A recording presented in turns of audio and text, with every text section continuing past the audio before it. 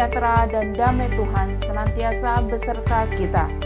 Kami dari Seksi Panggilan Paroki Kutabumi, Gereja Santo Gregorius Agung Tangerang, akan menampilkan sajian kegiatan dari Seksi Panggilan.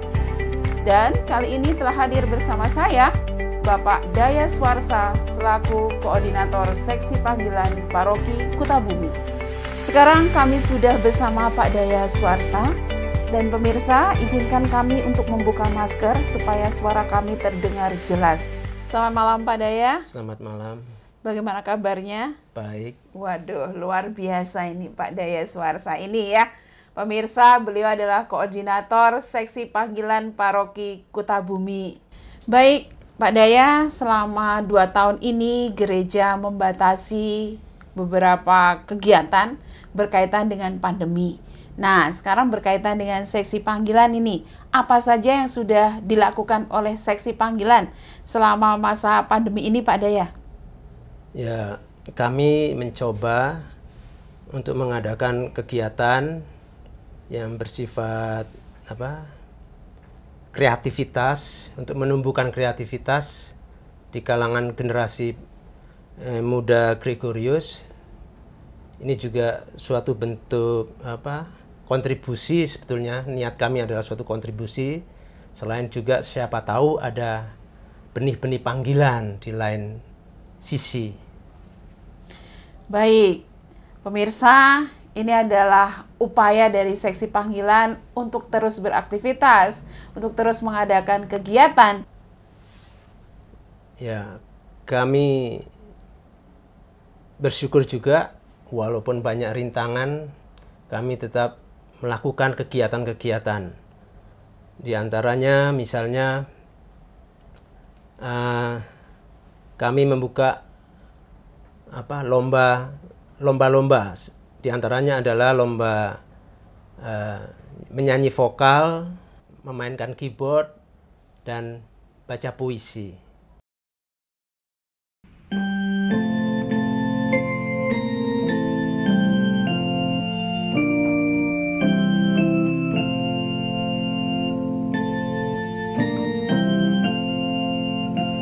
Teringatku kan padamu, pahlawan Indonesia. Teringatku kan padamu, pahlawan Indonesia. Waktu kau hendak kembali ke alam yang baka, terbayang roman mukamu yang suci dan berseri.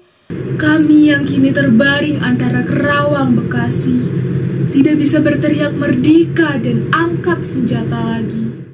Selain itu juga kami menyuguhkan bentuk-bentuk seni, ekspresi seni. Misalnya kami mencoba mencari anak-anak untuk membawakan lagu-lagu yang bersifat rekreatif dan inspiratif.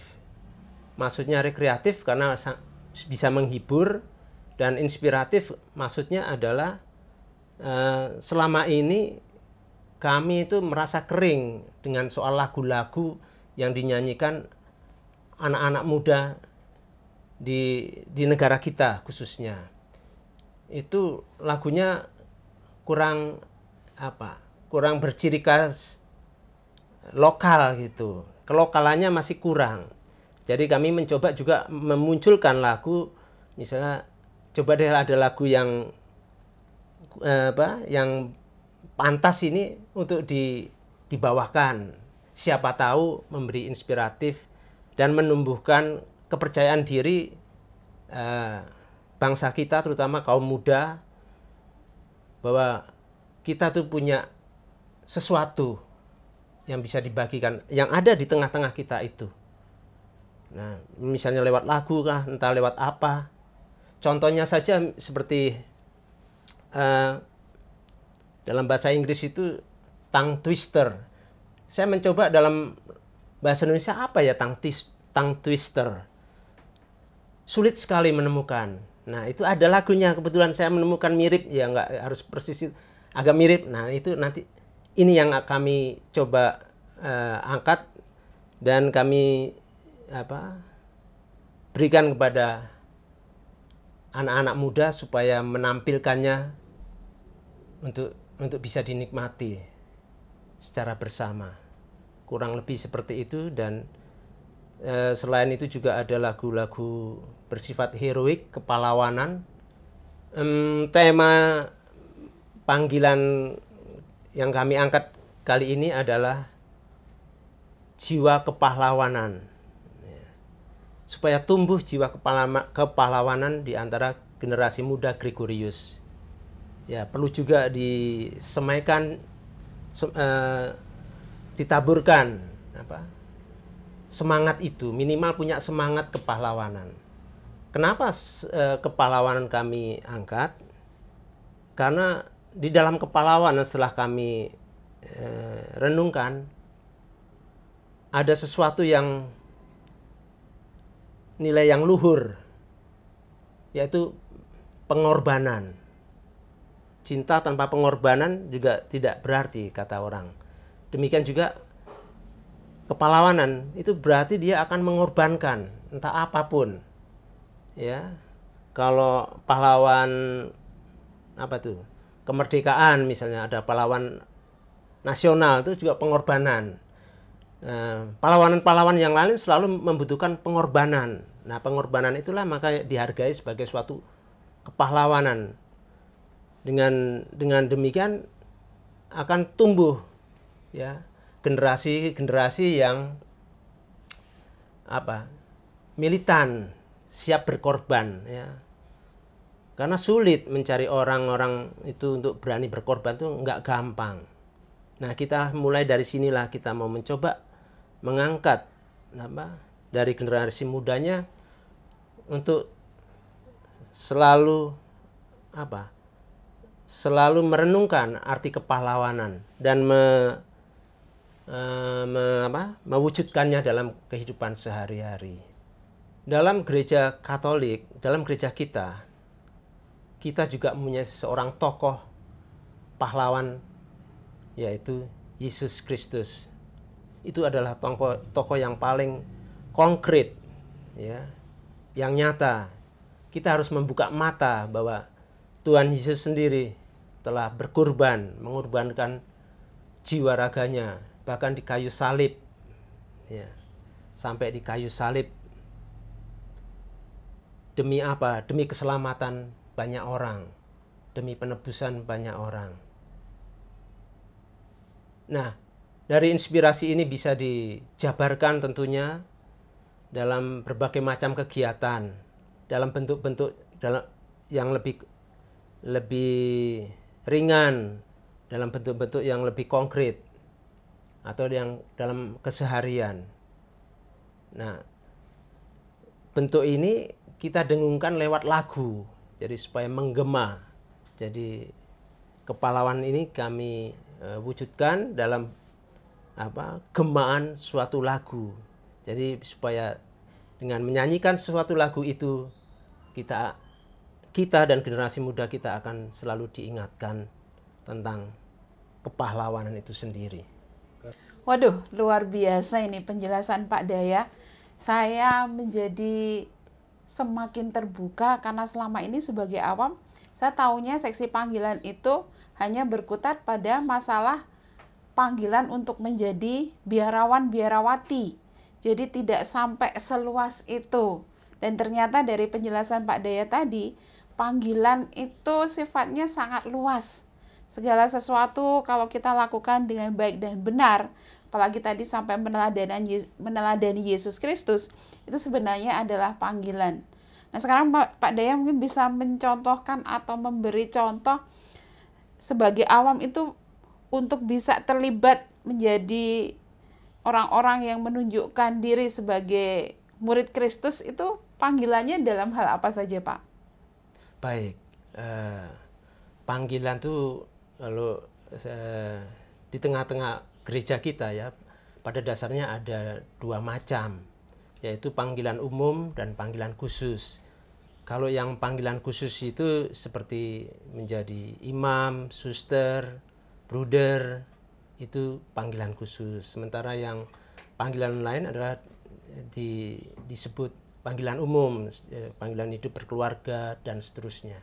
Dan profesi-profesi lain itu panggilan umum.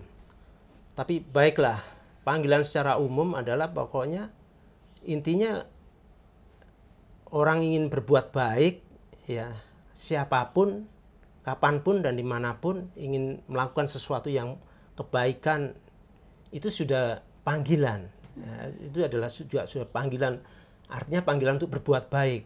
Nah, itu di situ. Dan entah dia menjadi saksi kebaikan, tak apa, pokoknya ingin berbuat baik. Karena apa? Karena Allah sendiri adalah maha baik. Nah, sumbernya kepada Allah sendiri. Allah itu maha baik. Maka apapun situasi yang diperjuangkan adalah harus baik. Itu sudah juga panggilan. Ya, panggilan setiap orang, ya, setiap orang, nggak hanya orang Katolik aja. Jadi setiap orang juga harus berbuat baik seperti itu karena Allah maha baik. Pemirsa, kali ini kita akan menyaksikan beberapa tayangan hasil kreativitas anak-anak muda Paroki Kutabumi, dan di sana mereka akan menampilkan budaya lokal sebagai kekayaan tanah air kita. Mari kita saksikan bersama. Ayah siraya ketumba ketumba siraya, ayah siraya kerja sama. Anak yang lambat terhambat menghambat, ayo dibantu maju ke tujuannya. Ayah siraya ketumba ketumba siraya, ayah siraya kerja sama. Anak yang lambat terhambat menghambat, ayo dibantu maju ke tujuannya. Wawaru risa malite, wawaru risa malite, tonggo song samalite, tonggo song samalite, makan telo gosong sama-sama kulite, makan telo gosong sama-sama kulite. Wawaru risa malite, wawaru risa malite, tonggo song samalite, tonggo song samalite, makan telo gosong sama-sama kulite, makan telo gosong sama-sama kulite. Hip hip hip hore! Mari mari berdisiplin di segala bidang, berdisiplin di sekolah, rumah dan jalanan. Disiplin, disiplin, disiplin dasar kejayaan bangsa. Disiplin, disiplin, disiplin Pancasila. Mari, mari berdisiplin di segala bidang, berdisiplin di sekolah, rumah dan jalanan. Disiplin, disiplin, disiplin dasar kejayaan bangsa. Disiplin, disiplin, disiplin Pancasila. Pak Daya, kita sudah menyaksikan video berkaitan dengan kreativitas anak-anak muda dan juga bagaimana mereka menyajikan budaya lokal sebagai kekayaan tanah air kita. Nah, sekarang apalagi nih yang mau kita tampilkan Pak Daya nih? Ada dua ya, itu yang pertama kisah panggilan seorang imam yang sekarang bertugas di Roma, yaitu Romo Thomas Sukotri Raharjo SSCC. Beliau sekarang bertugas di Dewan Pimpinan SSCC di Roma. Yang berikutnya adalah video tentang tarekat TMM dari Suster Albertina TMM. Oke, terima kasih atas kesempatan ini. Saya ingin sedikit berbagi tentang perjalanan hidup panggilan saya, khususnya mengapa saya menjadi seorang Romo dan juga sampai sekarang masih berkomitmen untuk tetap menjadi seorang Romo.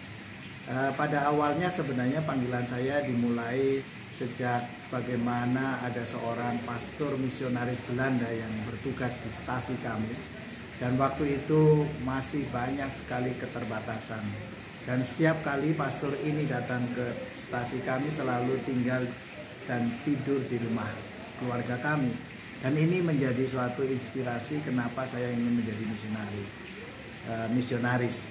Yang pertama misalnya, kenapa orang Belanda begitu datang ke Indonesia memberikan diri, saya sendiri sebagai orang Indonesia tidak bisa melakukan itu. Dan untuk menjawab itu, maka saya menyampaikan niat saya, waktu itu saya sudah kelas 2 SMP, untuk masuk seminari. Dan pastor ini menanggapinya dengan mendaftarkan seminari. Dan saya menjalani semua formasio mulai seminari menengah di Santo Paulus Palembang. Kemudian saya memilih salah satu kongregasi yang berkarya juga untuk orang-orang kecil, yaitu kongregasi Hati Kudus Yesus dan Hati Tersuci Maria SSCC. Dan akhirnya saya mengikuti segala pendidikan mulai dari novisiat, skolastika, dan akhirnya sampai ditabiskan menjadi seorang imam. Dan sebagai seorang imam, saya telah menjalankan segala tugas perutusan dengan berbagai macam bidang. Misalnya di paroki, ketika saya baru ditabiskan, saya bertugas di paroki Katedral Jakarta selama 1,5 tahun. Dan setelah itu saya dipanggil untuk menjalani tugas baru, yaitu menjadi formator di novisiat. Dan waktu itu novisiat kami baru dimulai sebagai novisiat internasional di Filipina. Jadi saya termasuk salah satu formator pertama dari Indonesia yang juga bertanggung jawab untuk membina para frater yang masuk novisiat internasional.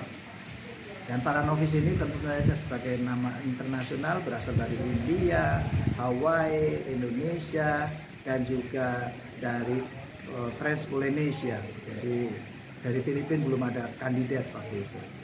Dan saya bertugas di novisiat selama 4 tahun. Selain bertugas, saya juga menimba pendidikan juga untuk melanjutkan studi saya di teologi hidup bakti. Dan setelah itu saya ditarik ke Indonesia karena dibutuhkan menurut pimpinan saya.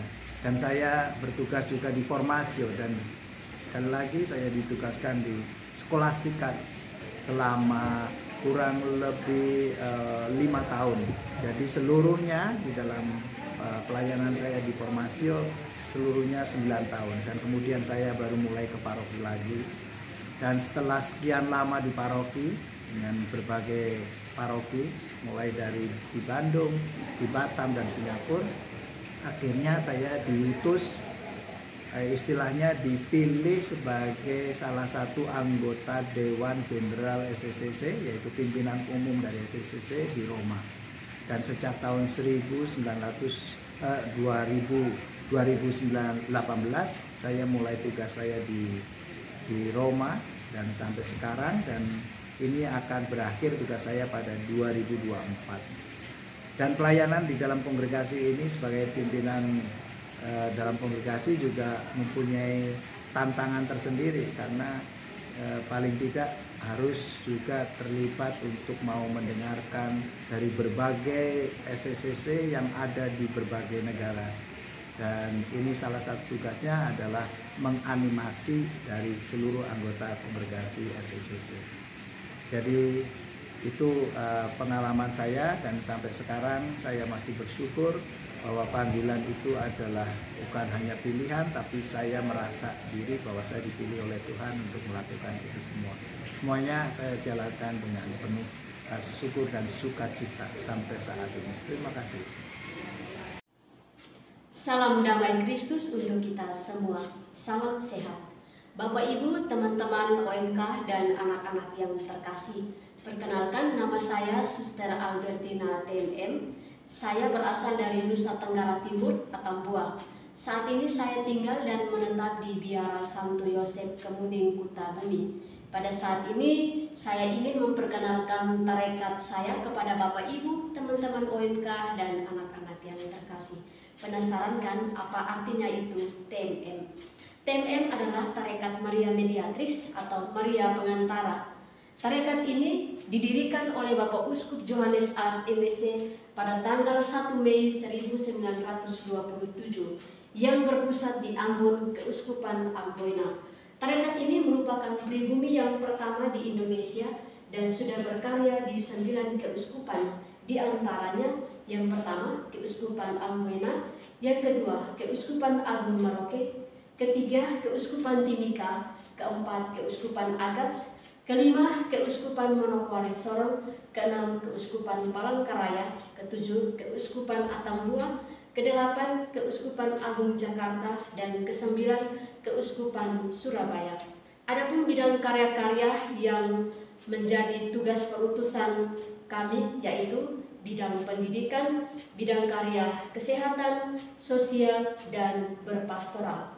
Bapak Ibu, teman-teman OMK dan anak-anak yang terkasih, inilah sekilas perkenalan tentang tarekat kami. Semoga Bapak Ibu, terutama untuk sahabat-sahabat OMK yang terinspirasi dan juga mungkin terpanggil untuk menjadi seorang suster, mungkin boleh bergabung bersama kami di Biara Komunitas Kemuning ini untuk kita bersama-sama mewartakan kabar sukacita Allah ke seluruh dunia.